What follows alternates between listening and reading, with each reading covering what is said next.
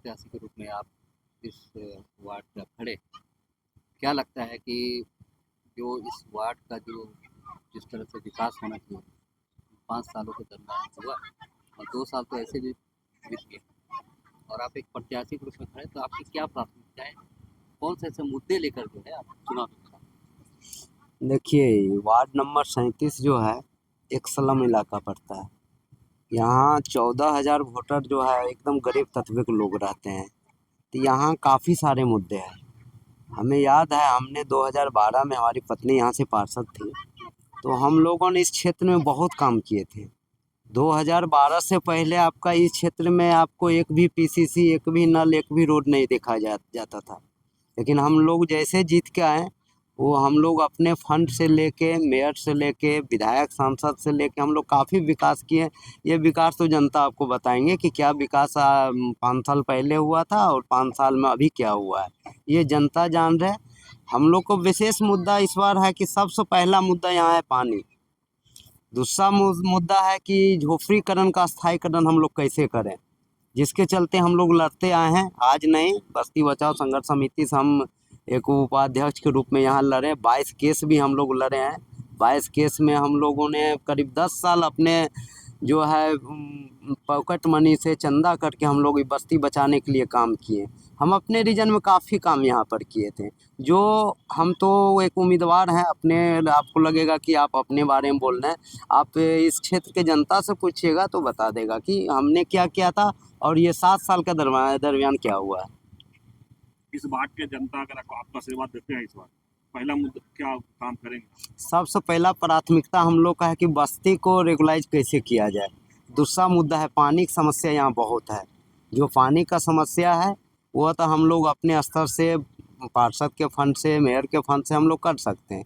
लेकिन बस्ती जो बचाने की मामला है, ये हम लोग ऊपर लेवल में बात को रखेंगे और विधायक सांसद से बात को रख के हम लोग रेगुलाइज करने की व्यवस्था करेंगे। हैं? जिस तरह से आपने बोला कि बस्ती बचाओ संघर्ष मोर्चा के बैनर पर जो है, आपने एक आंदोलन किए, तो एचईसी का मुद्दा रहा और कहीं न कहीं एचईसी जो है अब वो स्थिति में नहीं है, परिस्थिति में भी नहीं। इस संकट से उबारने के लिए क्या करें?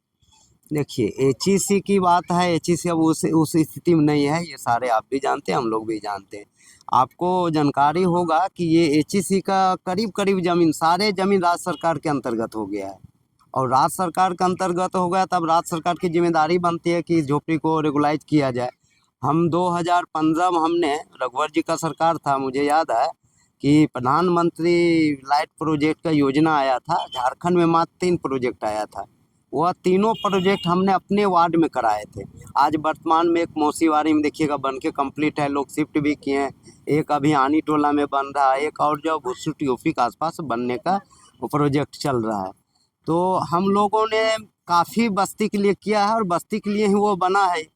एक में 1008 शिफ्ट किया है और जो है 2016 आवास और बन रहा है। तो जो सक्षम लोग हैं वो लोग उसमें शिफ्ट कर पा रहे हैं, जो अति पिछड़ा गरीब है वो लोग उतना पैसा नहीं दे पा रहे, नहीं जा रहे हैं। हम लोगों सरकार से मिलकर अपने बात वोट से ये लोग बात को रखेंगे कि सरकारी तहत पर, जैसे हम लोग ने इंदिरा नगर को बसाने का काम किया, कुष्ठ कॉलोनी यहाँ पर था, अभी आपको 400 क्वार्टर हम लोगों ने सरकार के द्वारा रघुवर जी का समय में हमने उनको अभी शिफ्ट करवाया है। उसी तरह जो गरीब तबके के लोग हैं उन लोग को हम लोग बसाने का काम करेंगे। चुनावी मैदान में और भी प्रत्याशी उतरे, आपकी वार्ड की जनता आप पर भरोसा क्यों करे और कितने आश्वस्त है आपकी जनता आप पर भरोसा करे? जनता क्यों भरोसा करे ये जनता बताएंगे, क्योंकि हमने जनता के बीच रह के 5 साल काम किया है और जनता को मालूम है।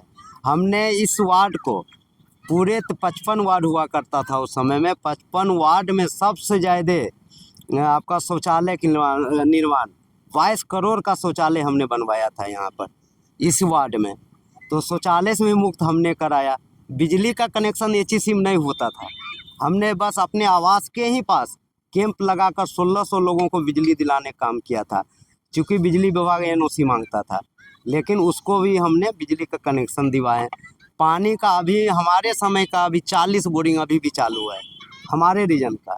तो जनता जान रही है, वो राशन कार्ड हो, पीला कार्ड हो, हरा कार्ड हो, ये सारे काम हम लोग किए हैं। 4000 राशन कार्ड हम अपने वार्ड में बनाए थे। तो जनता को मालूम है, जनता जान रही बात को। स्ट्रीट लाइट जो उस टाइम का काम होगा वो अभी तक वही स्ट्रीट लाइट हो रहा स्ट्रीट लाइट भी एक एक पोल में जो लगाए थे आज तक वही चल रहा है। अभी गवर्नमेंट आप देख भी रहे होंगे कि आज तक लाइट का टेंडर नहीं हुआ ना उसका रिपेयरिंग हो रहा है, क्योंकि लाइट जो था उस समय में जो लगा था 5 साल का ही कॉन्ट्रैक्ट हुआ करता था। सूर्या कंपनी उस समय में लिए थे, उसका समय साल ख़त्म हो गया। ये सरकार आए तो उसका फिर रेनुअल किए नहीं, जिसके चलते आज भी लाइट खड़ा है। नया लाइट का तो दुर्भाग है। अभी हम लोग संसद फंड का लाइट जो है सोलर लाइट लगा रहे हैं काम चलाने के लिए।